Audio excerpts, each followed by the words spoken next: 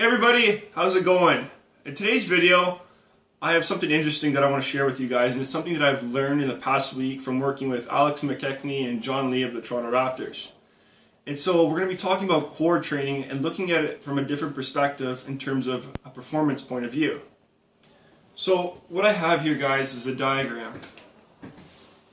And I have an individual performing a plank here, and I have a basketball player just in a defensive position with their arms up.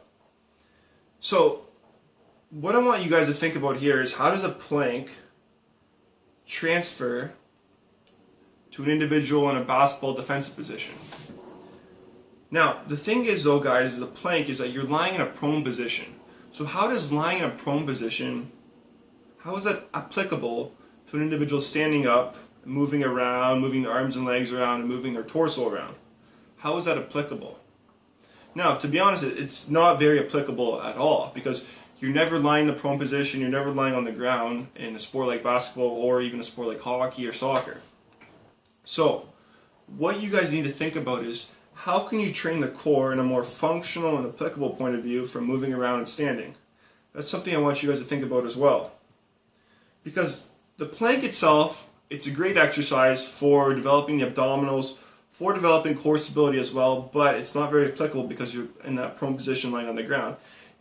Don't get me wrong, guys, it's a great exercise, and I put a high emphasis on it in my videos in terms of preventing lower back pain and providing spinal stability, because I know this is one of the biggest things that helped in my recovery from a disc bulge. But if you're looking to train athletes, or if you're someone that is an athlete, you might want to consider training the core in a more functional or sport-specific way. And so there's many ways you can do this, guys, but I want you to think about some of those ways that you can.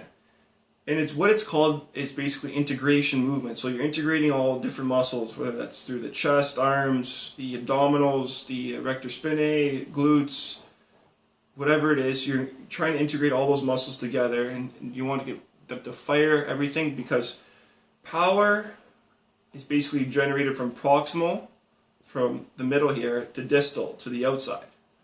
So you need to basically develop and get all these muscles working together to kind of develop it. So you want to develop that core in more of a sport-specific way. So there's many ways you can do this, guys, but I want you to think about some of those ways that you potentially can. And if you know any ways that you think you could train the core in more of a sport-specific way, leave a comment below. I'd love to hear what some of your thoughts are. And in some future videos, guys, I will show you some sport-specific ways that you can train the core and develop it in more of a sport-specific way and performance point of view. So guys, I just wanted to kind of share that video with you guys today and just kind of provide you with that information on that performance point of view. If you're someone that is training athletes or is an athlete yourself, it's just something to consider, guys.